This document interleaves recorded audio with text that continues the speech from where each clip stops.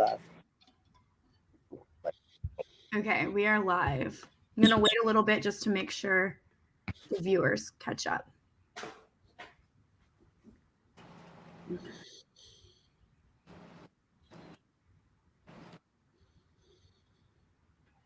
All right, perfect. Welcome everyone back to our weekly live stream.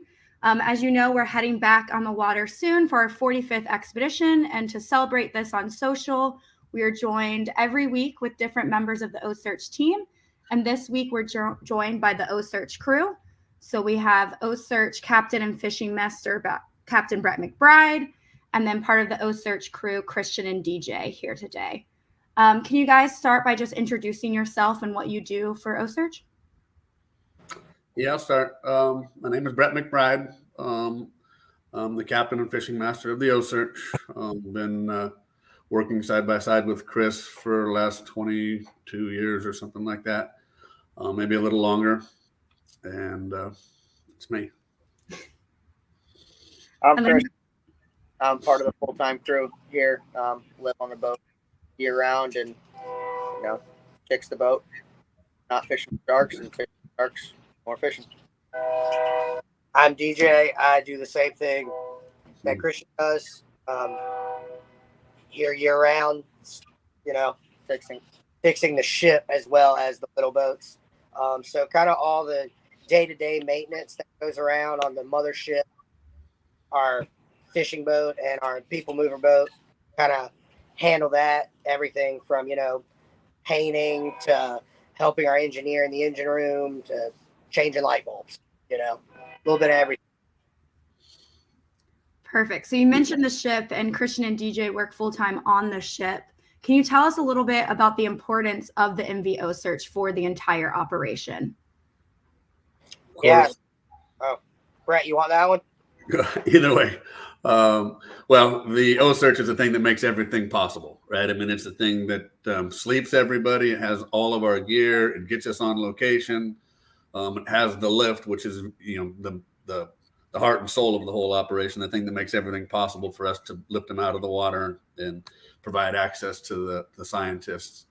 So it is everything. We all jump on board and we live on it for close to a month at a time together. It sleeps 22 people comfortably in bunks and keeps us all fed and on location. Pretty comfortable to have a big ship like this that sleeps everybody on site. So even when we're not fishing, if the weather comes up, something like that, or if we're traveling, we're underway. It was a Bering Sea crabber, so it's built to handle some weather. So it's a pretty cool thing to be sitting on. We have big ballast tanks that we can sink our water line down, and we can travel pretty comfortably, and we can sit on pretty comfortably. So it is not a big mothership like this. And one thing that's really important about the mothership is the fact that it has the lift on it. Can you tell us specifically more about the lift and why that's so important to helping us collect data from these sharks? Sure. Originally this boat was a Bering Sea crabber. It was up in Alaska, actually catching king crab and other species of crab. It's got 6 huge tanks in it for those crab. When there was a time back in Alaska where they were trying to reduce the number of permits that were, a number of people were out there crabbing. So there was a buyback program. And this boat was actually, their documentation was bought from them so they could no longer fish commercially. And it was turned into a private operation from one of the guys up in Alaska, Frank Miles. And he was the brains behind putting this forklift on it.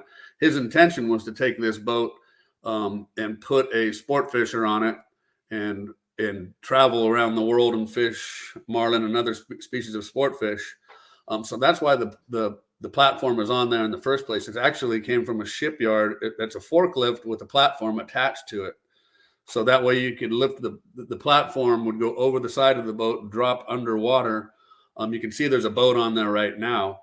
So you could drive that boat up onto the platform when it's over in its down position off the starboard side of the boat.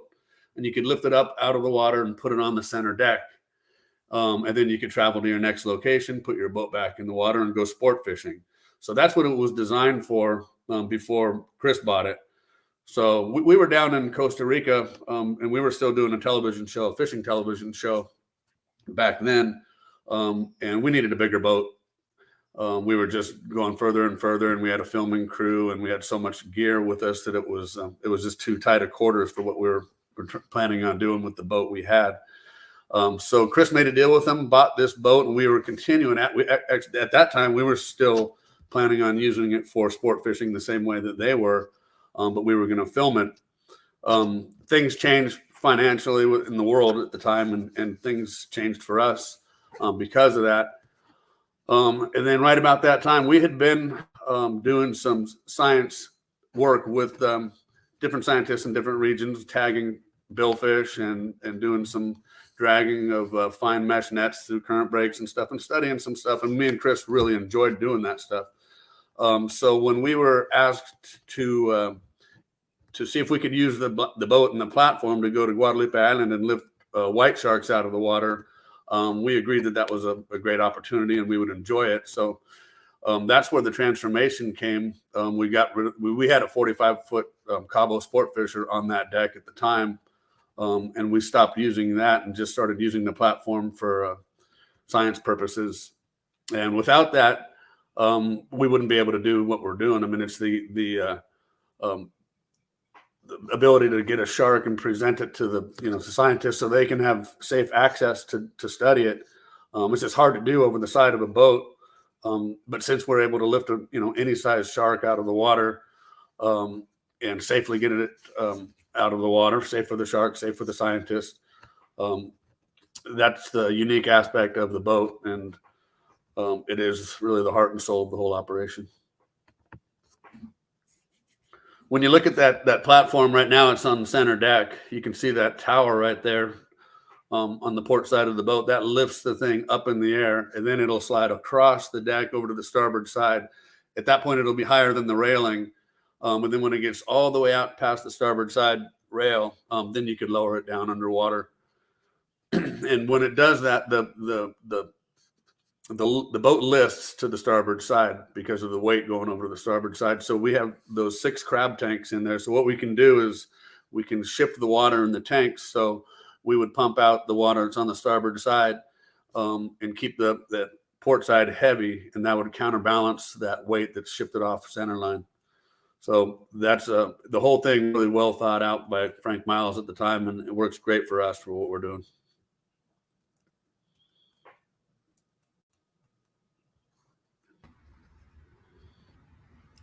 Perfect. Thank you for that overview, both Brett and Christian and DJ.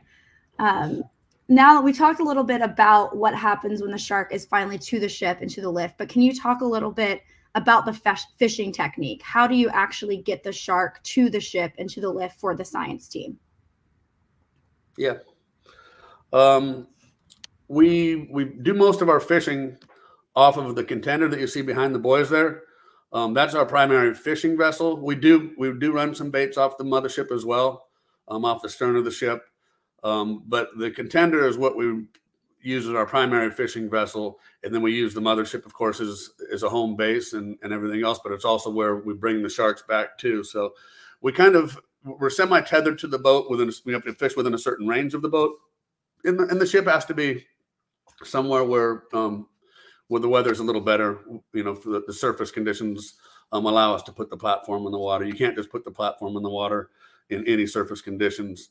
But what we'll do is we'll take a certain amount of sets of gear out, and we will position those in areas where we think that the sharks will come by and get it. And so instead of like sitting in your typical thing where you're sitting in one boat and just chumming off that boat and fishing baits just off of that boat, we'll set gear as if we're setting, like if it was setting up lobster traps or some other type of commercial gear. So what we would do is we use cable and rope and buoys, and we have those tethered to anchors that put them in different positions. So we'll start off with a 16-0 circle hook, 5x strength. We go to 3/32 cable typically. And that'll be probably an 8 length of that. And then we have another set of leaders that are a cable woven within the rope itself. So that's like a cable rope combination there. And the reason why we do that, there's a couple things that helps.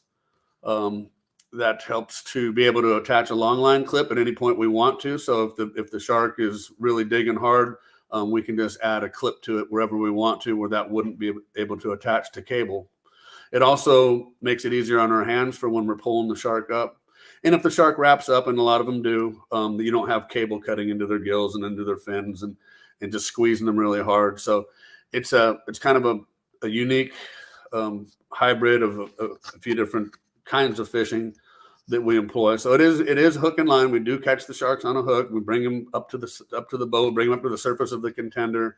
At that point, we'll put buoys closer to the shark's face and we have a little ring that we attach those to right there, and that's only about 18 inches from the hook. So that'll pin the shark to the surface. Once we have the shark pinned to the surface, then we will walk him back to the mothership, and they're waiting for us with the platform over the side of the boat. And then we will drive by the platform.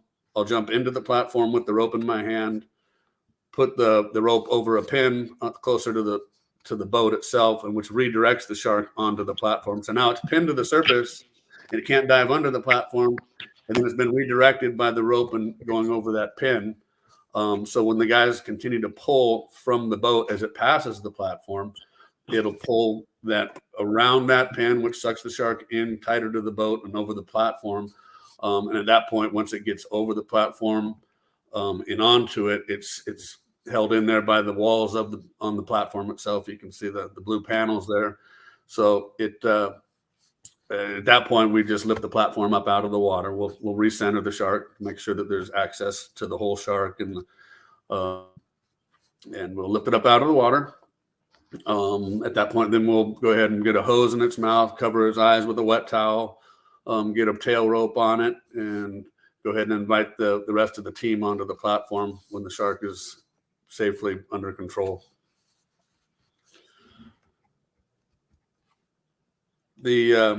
Typically we'll, as far as baits and stuff we use, we try to go out there and we'd like to catch fresh bait if we can. Fresh tuna is always a good one.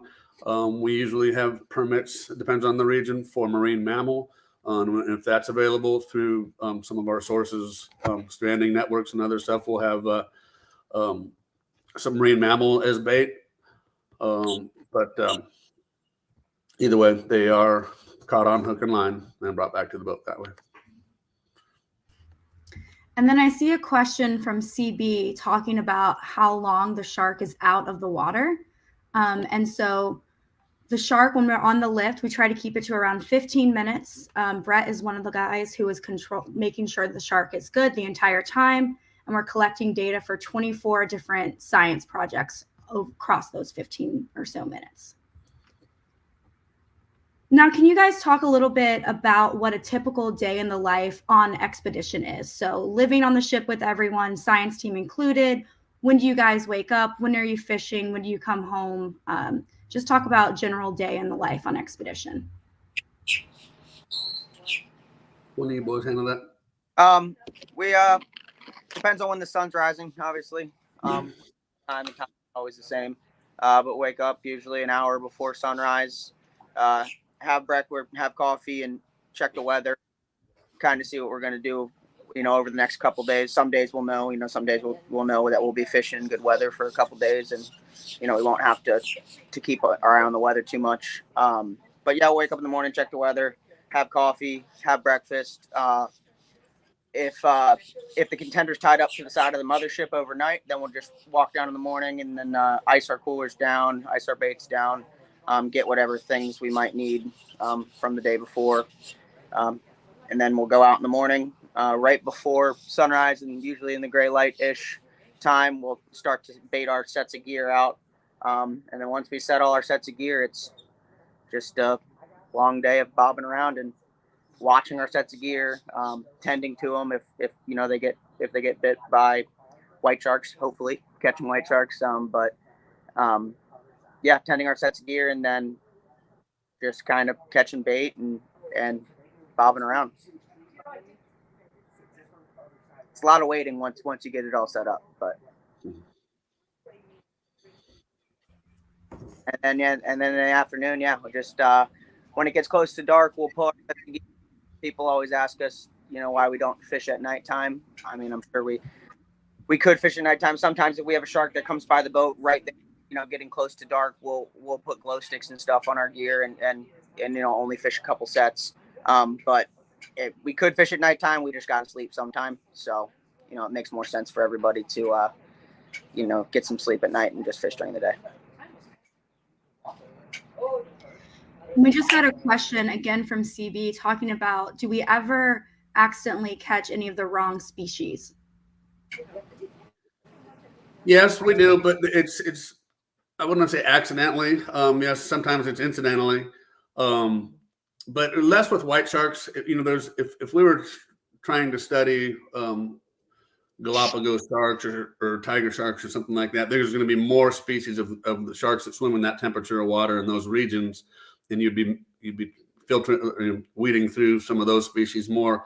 When it comes to white sharks, it's usually white sharks that predominate that area, that temperature, and so it doesn't happen that often. We do get a crossover with some tigers, especially when it comes to the bait.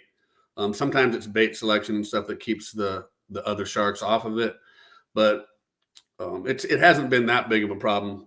Sometimes it is when you get certain regions where the tiger sharks are in there with the white sharks, but it's also, we're fishing inshore a lot, and so you don't end up with certain species that just swim offshore. Like, you're not going to get crossover on mako sharks and white sharks because there's just not in the same area.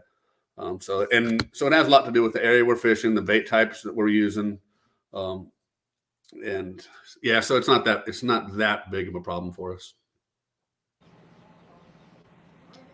And you talked about how different every area is that we're fishing in. So our next expedition Northbound, is going to be off of the North Carolina region in about a month, April 17th through May 4th. Can we talk a little bit about this region and what we think about this region that white sharks prefer? Well, we can look at our tracker, and over time we're running a little more and more. This region that we're fishing down here, and this is one of those regions that we have a little more crossover. We do, when we're fishing down off the Carolinas or down off Georgia, we do end up with a little more, a few more tiger sharks on our baits. But right now, when they're starting to head back north, we're looking at a time when it's like, well, is there going to be like a certain month and they're just not there anymore, right? And we're trying to get learn what these sharks are doing in this region. We're trying to actually get some of the larger sharks right now, and we want them we're trying to figure out what's going on with their breeding cycles and what their hormone levels are going to be. And it seems to be that when you get up past Hatteras, then it's just kind of like, boom, then they're just gone. So, and then they move on right on back up into those northern regions. So for the last several months, during the winter months, we can fish down off of, Florida, Georgia, South Carolina, North Carolina. And then as they start moving north, it seems like they kind of start staging or stacking up off of Hatteras before they just kind of sweep on up to the north. So it's important for us to catch all the different sharks in different stages and in different regions and analyze everything that's going on with them at the time. And we've fished several different time periods during the winter, different months and kind of different areas. But right now, it seems like this is an important region for this time of year for us to find out what's going on with these sharks in that phase of life and that part of their journey.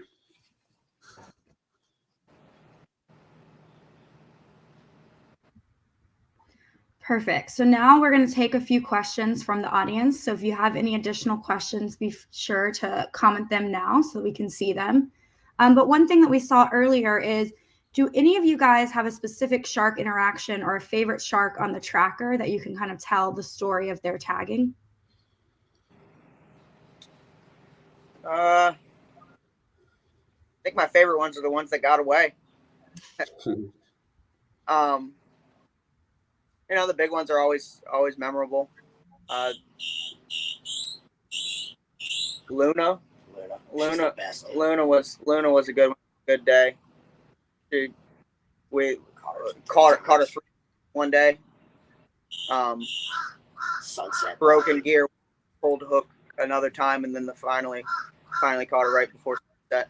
Been at sunset, breached on the bait, and it was just all in all just a pretty, like, I don't know, memorable experience as far as, you know, that was kind of like our introduction to like the large white sharks, you know, going up there. That was our first year in Canada, and just being able to experience, you know, like our first like 15+ foot animal.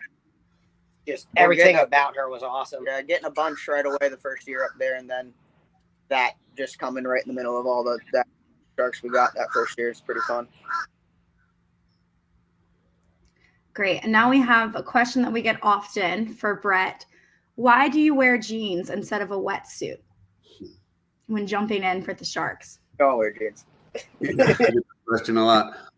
Well, I'm wearing them. I'm jumping in with what I'm wearing. I'm not jumping in shorts because I'm not wearing shorts because it's cold weather. I'm wearing jeans all day, and I don't have time to put on a wetsuit while I'm fighting a shark. So it's like it's especially these modern wetsuits. It's hard to get in and out of them. And I'm colder in the air, in that cold air usually than I am in the water. Sometimes if it's really cold, I'll have time to rip off my shirt real quick and throw on a jacket. But I'm only going to be wet for 15 or 20 minutes anyways. I can handle that even usually without a wetsuit. The jeans, it just doesn't make sense to take them off and try to put on a full suit while I've got all that going on. There's just a few of us, and we have a big shark on. We're driving a boat and rope handling and buoy handling. Boat here. Yeah, so for me to just like take off all my clothes and try to put on a wetsuit, I'm not that cold. I don't see the point in it. I just deal with it as it is. The jeans actually work out better than shorts anyways, because I've got to rub up against the shark in order to control them on deck when I'm steering them off the boat. If I didn't have jeans on, I would be getting my legs rubbed raw if I was wearing shorts, and I, like I say, just don't have time to put on a full suit. So that's really not much to it. I never really give it too much thought. I think it's kind of funny. I get so many questions about that. I guess it just looks a little odd because I'm not wearing a bathing suit and I'm not wearing a wetsuit. And you see it on when you watch Shark Week, everybody else has got time to put on a wetsuit and do all that. But I would have to literally be fishing in a wetsuit all day long in order to do that, and that would be uncomfortable. There's a lot of hours that go by between bites, and some days there's no bites at all, and you just be wearing a wetsuit for no reason. So it's pretty simple for me just to jump in with what I'm wearing. And you mentioned that you don't want your legs to be rubbed. Can you explain why that is and what a shark skin feels like? Yeah, sure. I mean, I've dealt with infection a lot over the last. I get the side of the boat pretty good right here. So it's if they rub up against your skin, their skin is really rough like sandpaper when you rub it the wrong direction, and it will draw blood pretty quick. It doesn't take much, and then there's just all the bacteria that's on their skin. You have to deal with cleaning it up really well and possible infection that comes from that, and it's painful. It's not something that you like, and that's why if I'm not wearing my wetsuit top, if I don't throw a jacket on real quick, I like to have my long sleeve shirt on as well. And I wear gloves. So I try to protect my skin from the sharks, from their skin rubbing up against me as much as I can. Great. And we got a question about how we can follow the data that we collect on these sharks. And to respond to that real quick, really our science collaborators are always presenting at different conferences around the world. But we also have a publication list, so you can see some of the papers that have come out of the data we've collected from these animals on our website. So if you go to the science page on the OCEARCH.org website, you can see some of the papers and learn a little bit more about the science that we're doing here. We also will have our science team on next week. So if you have any science specific questions, we're gonna have our chief scientist and chief veterinarian on next week to help answer some of those questions. A next question we have for Christian and DJ is, what kind of responsibilities are you guys doing outside of expedition? So Christian, you live on the ship full time. DJ, you work on the ship full time. What are the type of projects that you're doing in order to prep for expedition while we're not already on expedition? Well, yeah, there's so many different things that it's hard to explain them all. Something basic. I mean, this is a steel ship, so just like you'd be compound buffing and waxing on any fiberglass boat, you know, any yacht crew. That our version of that is needle gunning, grinding, and painting. So bust and rust and chip and paint back and repainting is a constant battle. And then, you know, general maintenance like that, there's all the systems. I mean, there's 9 engines on the boat. There's 2 main engines in the mothership. There's 3 generators on the mothership, and there's 2 engines on both of our smaller boats. So there's plenty amount of engine work. Electrical DJ was down there this morning replacing light fixtures. And then when it comes right up, you know, it kind of shifts. Right when we get off of expedition, we'll pick something bigger to get into, or if we have a bigger project that we can, you know, have some things torn apart for a little while, maybe waiting on parts or waiting on weather to paint and whatnot. And then as it gets closer to the trip, we kind of start to wrap those things up and then focus on more, you know, trip-oriented things, you know, going down to Safe Harbor Seafoods and getting bait in Jacksonville. We will go. DJ loves to do the dry goods provision run, so going and spending like 6 hours in Sam's Club and usually calls for an extra truck, Making sure we got snacks. to go pick up all the snacks and things we need for everybody for the expedition. Yeah, like clip projects. And Imagine everything that you do at work and then at your house, like sweeping your floors and washing the dishes and cleaning your bathroom. Basically everything. Getting the boat ready for 22 people to come live on for 30 days.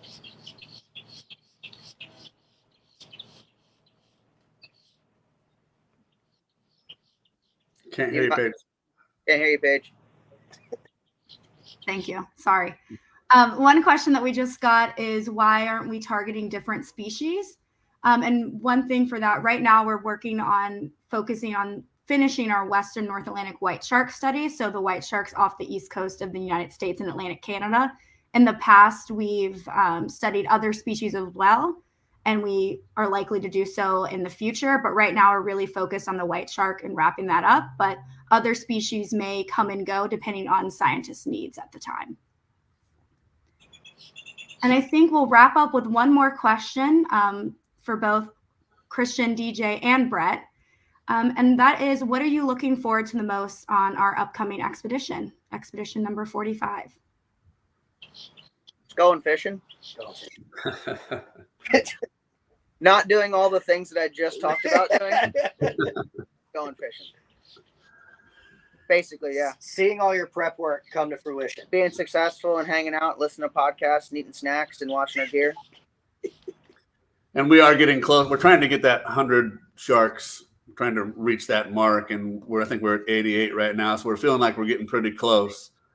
So we just really like a successful expedition. I'm hoping for some larger sharks. We really want to answer the questions that the scientists are trying to solve. So right now it is getting to that point where we're trying to find some of those bigger mature sharks. So if we were able to get a couple more big females, mature ones, and a couple big male mature ones, and get their blood work and everything worked up, and just really start to zero in on solving all these questions where we have with this Atlantic expedition study that we're going to have underway. So we're getting close. 88. I think we need another dozen sharks to reach that mark. So hopefully we can get halfway there in this next expedition. That would make me happy. That'd be sweet. Perfect. Well, thank you, Brett, Christian, and DJ for joining us today. And thank you for everyone who tuned in for our live stream. We will continue to do this as we lead up to our expedition Northbound. So if we didn't get to your questions, we'll try to answer your questions in the comments later in the day. And then join us next week as we're joined by our science team. So thanks everyone for joining today. Thank you, everybody. See you guys.